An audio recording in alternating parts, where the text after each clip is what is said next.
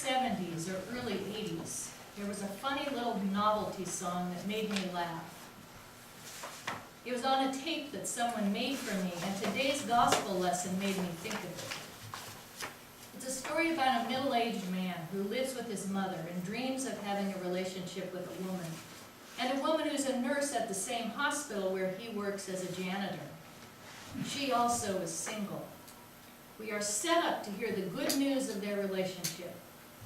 But then the chorus says, they never met, not even briefly. I know what you thought that they might. Some of you may remember this.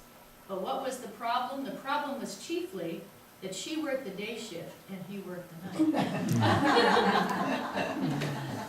It's a funny song, and you can find it on YouTube. I think Martin Mull and some woman that I don't recognize sing it and perform it. They run toward each other with outstretched arms only to run past each other. Today we have a text where two men have lives that are changed for the better, but they never actually meet Jesus. So they never met. That's not the way it starts out. A centurion, a Roman officer living in Capernaum in Galilee, hears about Jesus coming near. Jesus, who has healed so many people and obviously brings the presence of God with him. The centurion is desperately worried about one of his servants or slaves who is near death. He asks some Jewish elders to intervene with Jesus on his behalf so Jesus might come and heal him. The Jewish elders are not coerced or threatened by the centurion, and they try their best to plead with Jesus. This man loves our people, they say, and he built our synagogue for us. And Jesus doesn't waste any time, but follows them toward the centurion's house. In most cases in the Bible, Jesus touches or speaks to the one needing healing. But this time is different. He's prevented from meeting the centurion or his servant. The centurion sends his friends to stop Jesus from coming further, saying he's not worthy to have Jesus enter his house. But he repeats his request with more intensity, pleading with Jesus as someone who also knows something about authority, for Jesus to use his authority over disease and death to pull the servant back from the brink of death.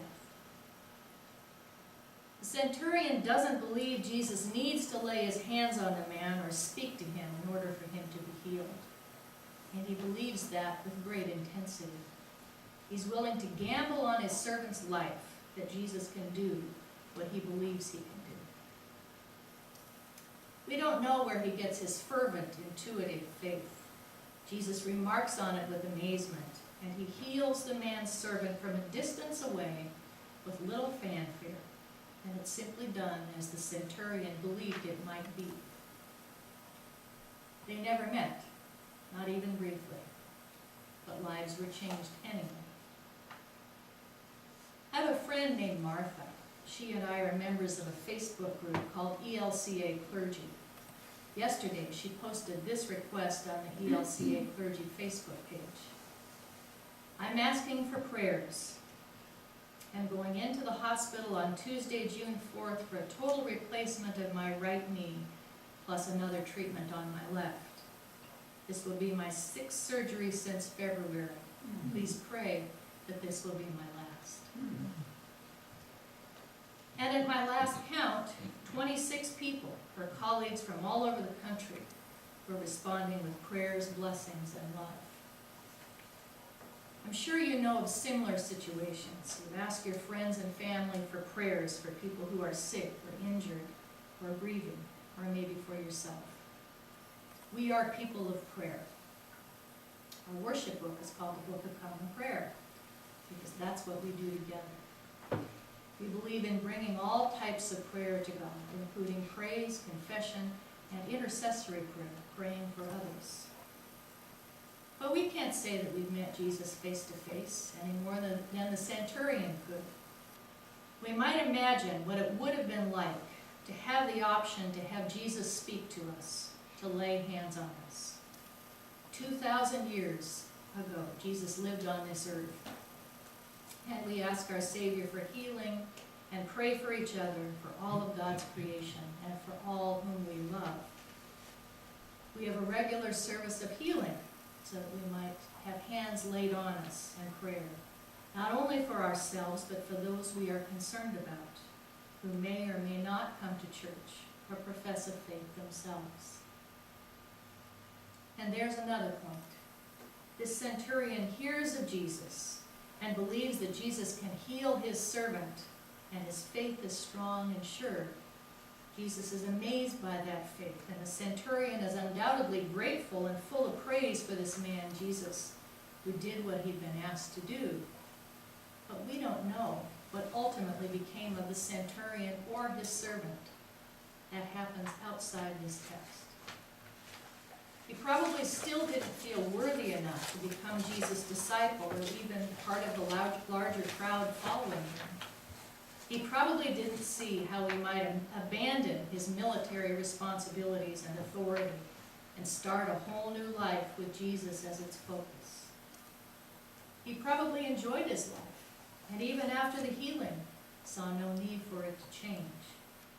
But in a corner of his spirit, he remembered how Jesus responded to his plea, his prayer.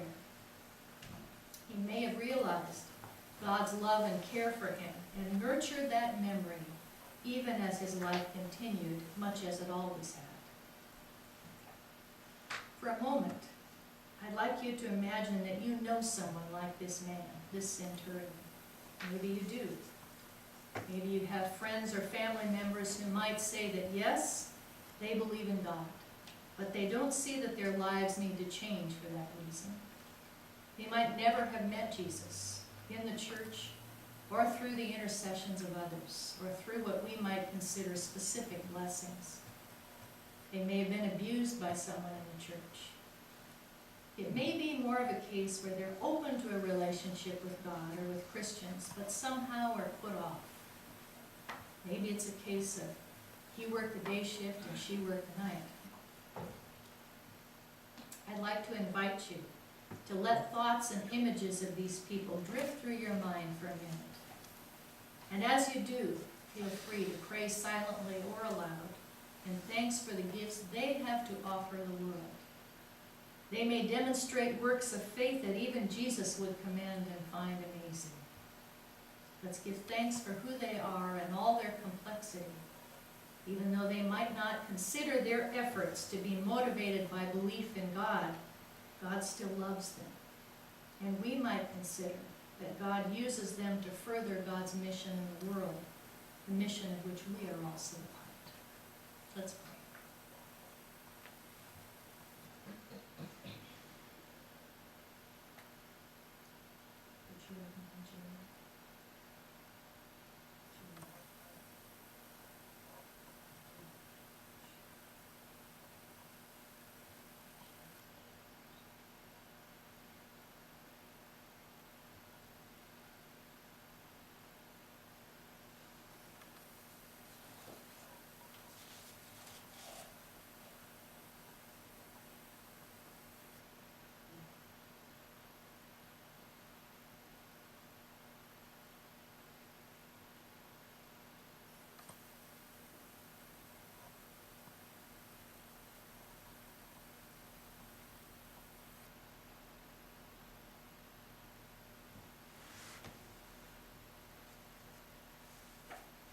One more thing.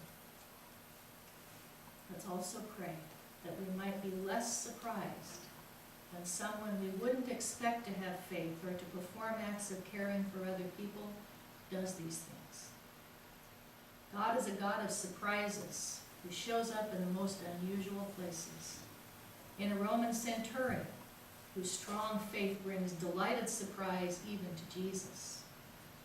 In friends who love us and wish us well, helping us to see our own gifts and to free us for our own ministries, who maybe wouldn't be caught near a church, even at Christmas or Easter. And certainly, our God of surprises showed up in an itinerant preacher and healer who made some friends and many enemies, and who ended up giving his whole life